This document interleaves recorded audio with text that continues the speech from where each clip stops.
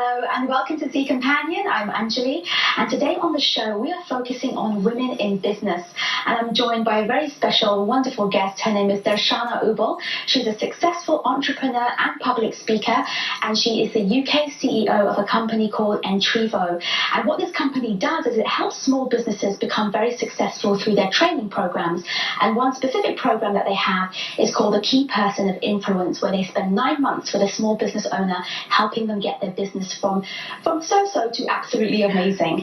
Now, Darshana is also joining me because we're talking about women in business, about breaking the stereotypes. Because, many of us grow up and we get conditioned with ideas such as we get married, have children, stay at home perhaps, maybe spend most of our time in the kitchen. But what if we have bigger dreams than that? What if there are things that we feel that we can go out into the world and do alongside having a family, of course, and being married? What if we don't have to choose? What if we could actually do both and have it all? So this is what I'm talking about with Darshana this evening. We'd love to know what you think about that. Do you think it's right for women to go out into the world and start up businesses? Do you think it's even possible that they can do it while still having a family? Or do you think a woman's place is actually in the home? Whatever your opinion or comment is, give us a call on our free phone number 0800 408 6700, and please let us know what you think. We'd love to know. Darshana, welcome to Zee Companion. Thank you. Honor to have you here. Absolute honor to be here. And you are a wonderful example of a woman who is a successful entrepreneur, and you are married, and you are managing to find an amazing balance with all of that, which is fantastic. What inspired you to become an entrepreneur? Well, if I trace down a long time ago, I think the number one thing was my grandfather was an entrepreneur. He set up industries back in India. And through his life, he left a really amazing legacy. And it was of helping other people. Even till recently, we have people coming up and saying, your grandfather was a wonderful man, and, we can't take any payment from you because you're his granddaughter, that kind of thing. Which made me think that a true role, the true spirit of entrepreneurship is actually helping other people. It's solving a problem. Yes. And in today's day and age, we are very connected. There's a lot going on, but there's still big problems this world is facing. And it's not for the governments to make the change. It's not for institutions to make the change. It comes down to individuals to make this change. And one way you can do that is through entrepreneurship, by following your dream, solving a problem for your clients, and growing step at a time. Now, you grew up in India, and then you came to London, and you have been involved in your company, Entrevo. Did you ever imagine that this is what you would be doing? Well, I'm so proud of my Indian heritage, and I'm really, really happy to have grown up in India. I moved around in 4 cities, and after that, I went to Singapore. And while I was in Singapore, I thought that's where I was going to be.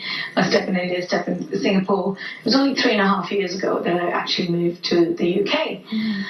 Initially, it was tough. It was hard. But now I love it. I think London is a place, if you have dreams, it will take you through a series of challenges. It will challenge you at the deepest level. And then if you've got that in you, and if you've got the strength to hold on, it will show you the other side of the spectrum. So I think I've gone through both, and I just love the people here. I love the diversity the city has to bring. And also I'm really grateful to be part of an economy which is actually leading the way around the world. Now, going into business and being a woman, and that as well from a South Asian background, was that difficult for you? There comes a time in everyone's life when you think about, is this what I need to do? So for me, I had that moment 3.5 years ago when I said, if I don't invest in myself, nobody else is going to. I've worked for other people for 11 years. My last job was as a general manager of an event company, which I grew to 7 parts of the world. And that gave me a lot of confidence to say, okay, if I have a project, I can make it succeed. And I had some wonderful mentors along the way. But there came a time when I had to look at myself in the mirror and say, all right, if you want to start a business, if this has been your dream, now's the time to invest in yourself. So I did that. I had, I sold a property back in Singapore. I used that cash, some of it back into solid, tangible goods like property, and the remaining I said, this is what I'm going to start my business with, and I took the plunge. Mind you, I did a lot of research. It was, you're really attached to making sure that your first venture works out well. But I think there comes a time when you just have to be self-confident. You've got to say, I'm willing to work hard. And if you spot a problem in the market, which you know that you've got a unique way of doing things which can solve that problem, then I say go for it. It's amazing because you really have a lot of confidence, and you've highlighted something very important, is that without the confidence, you wouldn't really go ahead and take the plunge, really. And it can be really something that stops us from moving forward. It can be quite debilitating. And in fact, I'd love to ask our viewers, if you're thinking of starting a business, or maybe you had an idea, even if it was a few years ago, and you thought, what, I would love to start this business, even if it's something very small, but maybe you didn't have the confidence to do it, but you would still like to. Maybe it's still at the back of your mind and you're thinking, what, I would still like to do that one day. Give us a call and let us know what business it is, what your feelings are, and let's see if we can work that out and maybe inspire you to give it a chance, because we always regret the things that we don't do in life, not the things that we do. So give us a call on our free phone number and let us know what you think, what your ideas are, and let's see if we can help you make them happen. So confidence is really, really what it's about. It's incredible. And so that's something that stops us. What else is it that you think that stops women from starting their own businesses, or thinking it's even a good path to take? Yeah. Well, I'll get to that question right after this, but in terms of confidence, I think there's one very, very important thing. Confidence comes out of doing, not out of knowing. So a lot of people miss out on confidence because they've not done things, they've just imagined it, and they're in this thought and idea process. They never really got the guts to say, I'm going to start implementing this now. Yeah. Right? So it's just like swimming. You might know how to swim, you might watch, you might never know how to swim. You might watch YouTube channels, you might hear somebody else's experience, but unless you get into the water and start swimming and learning it by yourself, you're not going to know how to swim. Similarly, it's confidence in business comes out of doing. Do a few small little things. Now, women are really hardworking. They are really dependable, and they strive to excel. So 10 out of 10 for all these. But when it comes to taking that plunge and doing things a little differently, women hold back. And it's not entirely their fault either. Because if you look at it, the people they surround themselves with, I grew up in India, I faced it myself. I faced a lot of challenges when I said, no, you're a girl. Why would you want to do that? Why do you need to start a business? You're a girl. So many times people came up to me and said, oh, that's good, but you're just probably going to get married after somebody. And all these things. But I didn't let that hold me back. I said, well, I'm going to do what I can do, and I'm going to be the best I can be in whichever role I take up. So in terms of women, I think I would really want them to stretch a little more and not to give up on themselves, because they too can achieve success and be great at what they do if they only try a little harder. And of course, surround yourself with people who are positive, and the world is changing for the better. And I believe, step at a time, we can all, together, men and women, live lives that we dream of. So how would they find those sorts of positive people to surround themselves with? Because perhaps their families might be saying it's not a good idea. Maybe their husbands are saying you shouldn't do this. It's you are too busy looking after the children. Where would they find such people? There are two elements to this. First part is building your capacity. For instance, if I said I was going to go and lift 50 kilos, you'd be like, you're not going to do that, right? Most people are telling you things out of concern. But if I trained for it, and if that was my goal, not that it is, but let's say I wanted to lift 50 kilos, I'd be trained for it. I lift 2 kilos first, then work myself to 10, then 15, 20, and then on. But then somebody look at me and say, okay, she can do it. Right? Most people announce that they're going to do something before they've even tried or even worked towards it. Now, if you have tried and people can see that you're putting in effort, then I would plead to the other party to say, no one knows. You're not born being the person you are. You get there eventually, a step at a time. As kids, we learned. We failed, we passed, and it was okay. It's okay to fail. Let's not take ourselves too seriously. If we really want to go for something, if something's our dream and we really want to put an effort, we should pitch it to our parents, to our other husband, our partners, to say, this is my dream. I'm going to work hard at it. Maybe I'll fail, maybe I'll succeed. But are you with me in this journey? Yeah. Because unless I try, I won't know. That's a lovely way to put that as well. Very lovely. You can't really say no to that, can you? What about women who, when they go into business, they perhaps limit themselves to quite small businesses?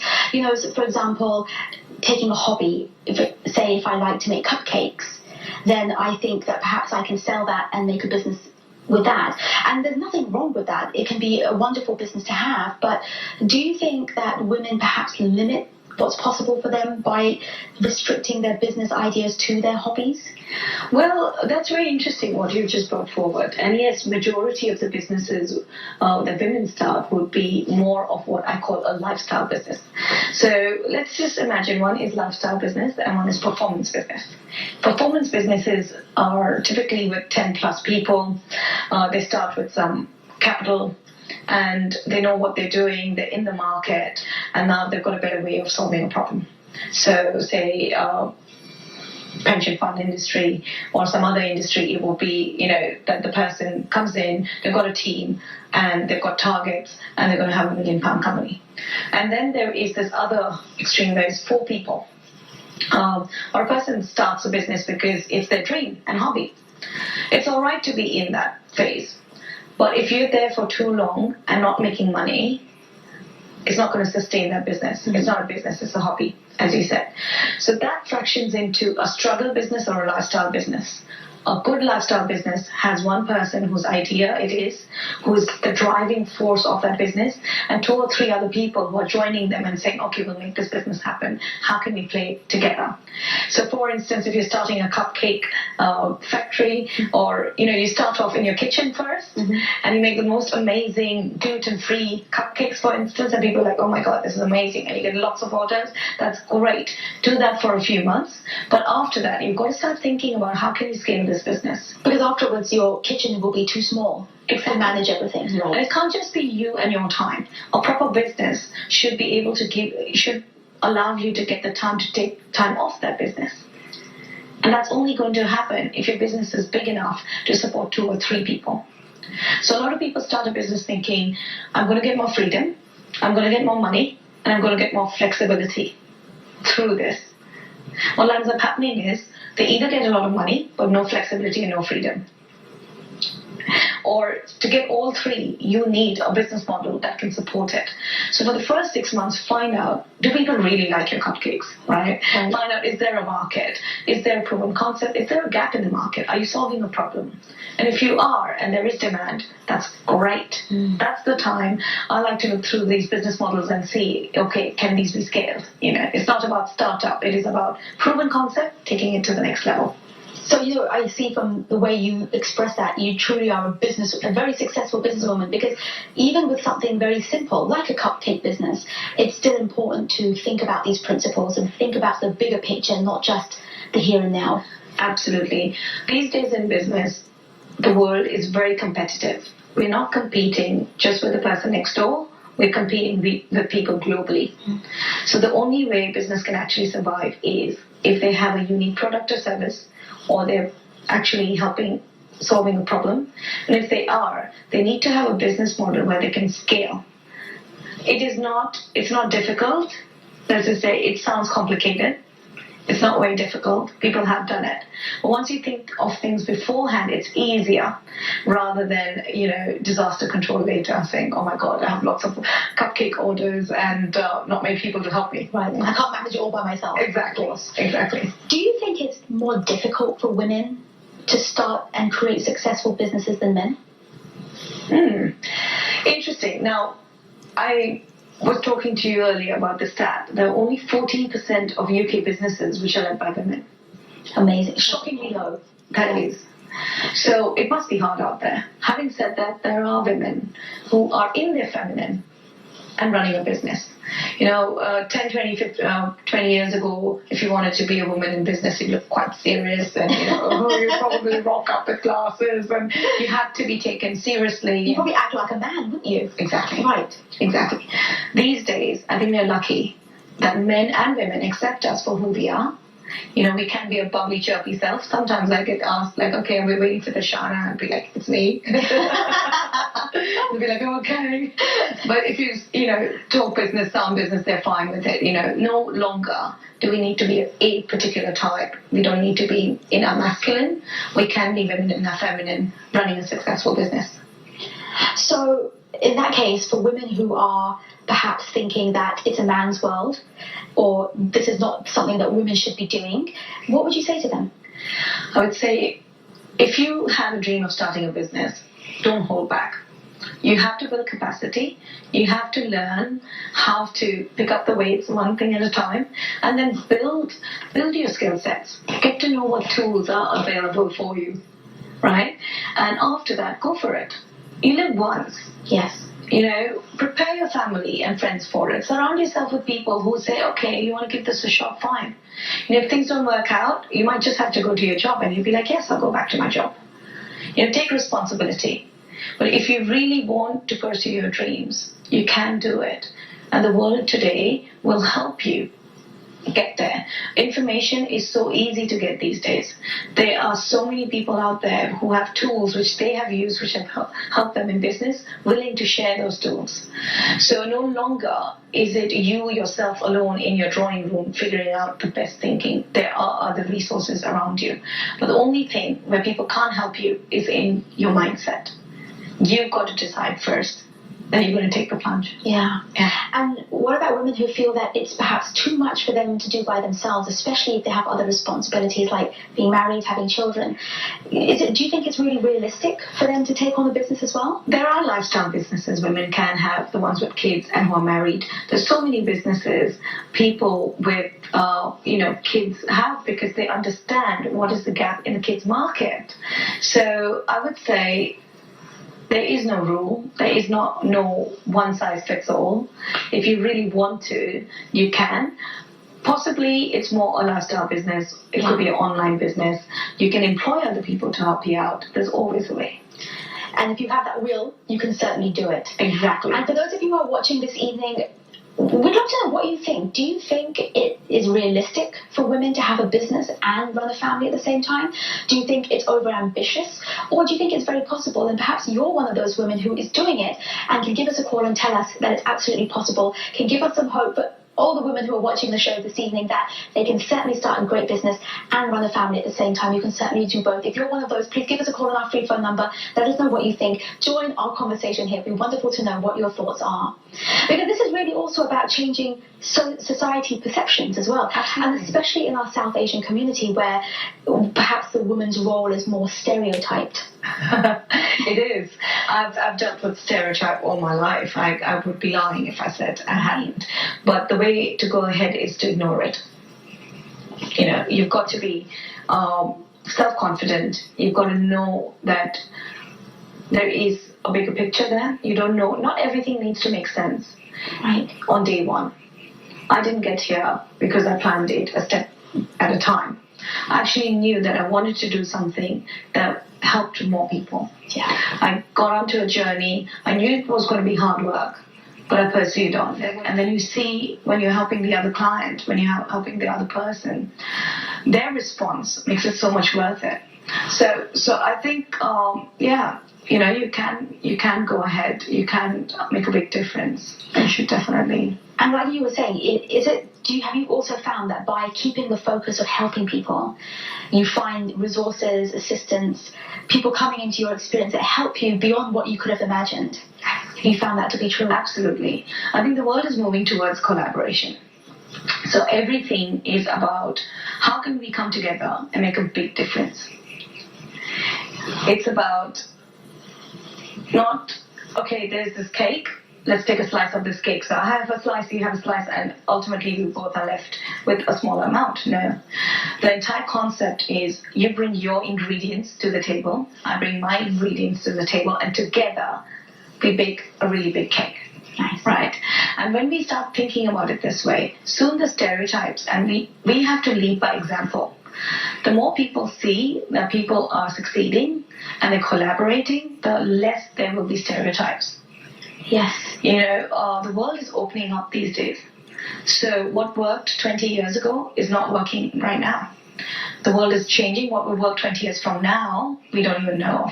So I think just to embrace it and collaborate, I think that's the key word. Just learn how you can work with other people. Wonderful. Now, we actually have someone who's called in who would like to share their comments. So welcome to Zee Companion. Hello. Hello, who's calling? This is Madhvi. Madhvi, thank you for giving us a call. What would you like to share with us? I would love to say, if I remember my childhood, I'm now 76, but if I remember when I was 15 and 16 years of age, Yes.